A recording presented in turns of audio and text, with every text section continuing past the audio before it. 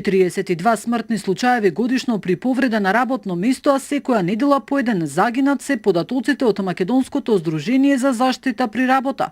Како најризични професии со најголем број на несреќи остануваат оние во земјоделството, транспортните дејности, полицијата, градежништвото и одбраната, а на доста високо место се наоѓа и новинарството. За да имаме еден функционален систем во земјава, потребно е сите професии да ги имаме на радарот.